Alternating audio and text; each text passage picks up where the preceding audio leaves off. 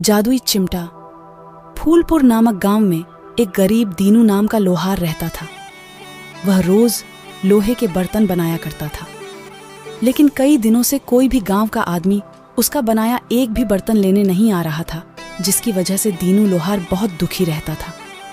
एक दिन लोहार आग के पास बैठा लोहे के बर्तन बना रहा होता है कि तभी गांव का एक आदमी जिसका नाम छीनू होता है दीनू के पास आता है।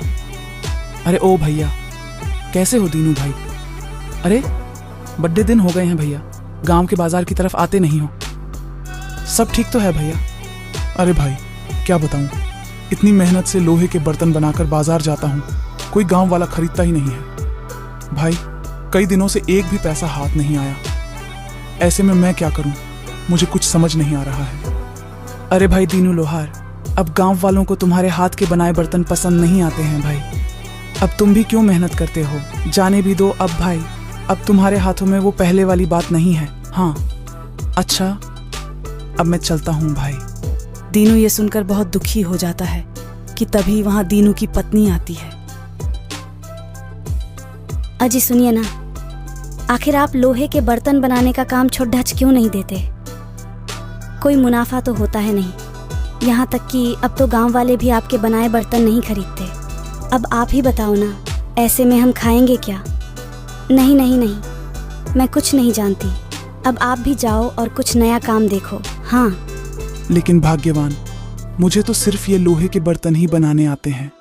ऐसे में मुझे भला कोई और काम कैसे मिलेगा? लेकिन अगर तुम कहती हो तो मैं जाकर देखता हूँ, शायद कोई गांव वाला मुझे काम दे ही दे। जिसके बाद दीनू वहां से गांव की तरफ जाता है कि तभी उसे रास्ते में एक बूढ़ा जिसके साथ में बकरी होती है दिखाई देता है। अरे ओ बेटा, मैं दूसरे गांव से आया हूँ। मेरे साथ मेरी 2 बकरियां थीं। मैं इन्हें मेले से लेकर आ रहा था तो मेरी एक बकरी भागते हुए यहाँ आ गई। भाई मेरी मदद करो, न जाने मेरी बकरी कहाँ चली गई। अरे बाबा, तुम बिल्कुल भी दुखी मत हो, मैं तुम्हारी बकरी ढूंढने में मदद करता हूँ। तभी दोनों गांव में बकरी ढूंढने लगते हैं, लेकिन पूरा गांव देखने के बाद भी उन्हें बकरी कहीं नजर नहीं आती। दीनू और वो बूढ़ा अपनी बकरी के साथ शाम ढलने जंगल में जाता है। तभी उन्हें बकरी के रोने की आवाज सुनाई देती है। तभी वो देखते हैं कि जंगल में एक गड्ढे में उस बूढ़े की बकरी फंसी होती है। अरे भाई, ये इस गड्ढे में कैसे फंस गई? अरे कोई तो मेरी मदद करो, इस बकरी को बाहर निकालो।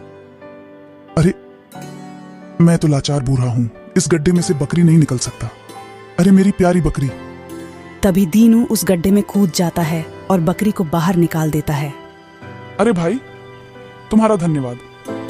अगर तुम ना होते तो मैं बेचारा बूढ़ा कैसे अपनी बकरी को बाहर निकालता।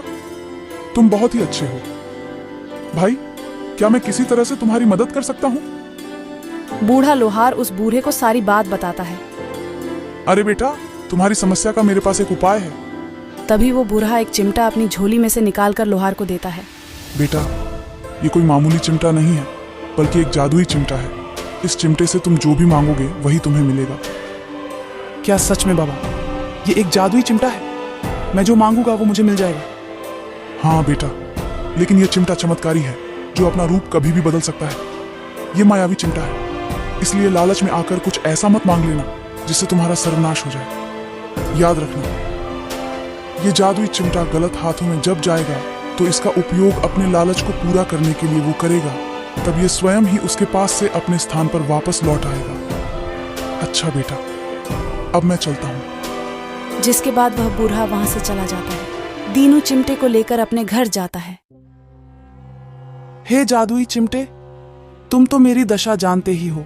अपने जादू से कुछ ऐसा कर दो कि गांव वाले मेरे बनाए लोहे के बर्तन लेने आने लगे, ताकि मेरा जीवन अच्छे से व्यतीत होने लगे। अगली सुबह होती है और दीनू देखता है कि उसके घर के बाहर गांव वालों की एक लंबी लाइन लगी है। दीनू की पत्नी, जी देखिए ना, आज तो हमारे घर पर गांव वालों की बड़ी लाइन लगी है। हाँ, ये सब आपके बनाए लोहे के बर्तन लेने आए हैं। और हाँ, देखिए देखिए कितनी लंबी लाइन लगी है। अरे दीनू भैया, कब से वेट कर रहे हैं आपका। भैया तनिक मुझे एक लोहे की कढ़ाई दे दीजिए।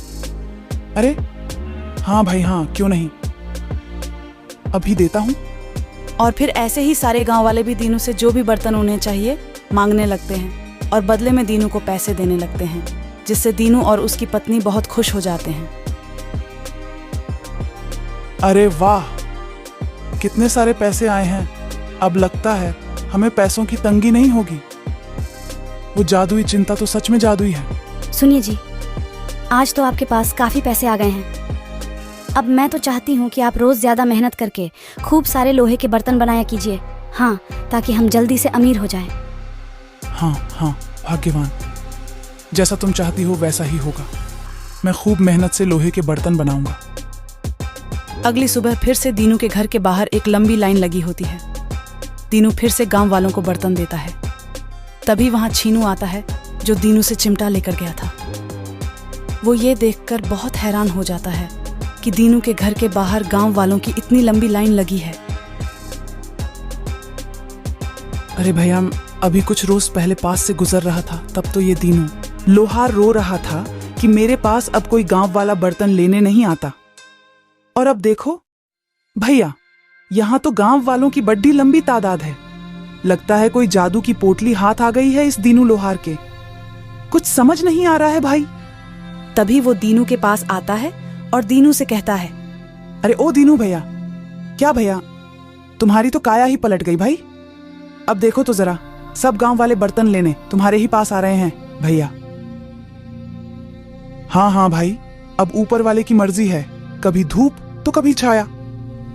तभी वहां दीनू की पत्नी जादुई चिमटा अपने हाथ में लेकर आती हैं और दीनू से कहती है, अजी देखिए ना, ये इतना सुंदर और चमकदार चिमटा मुझे हमारे घर में से मिला। आखिर इसे यहाँ कौन लेकर आया होगा जी?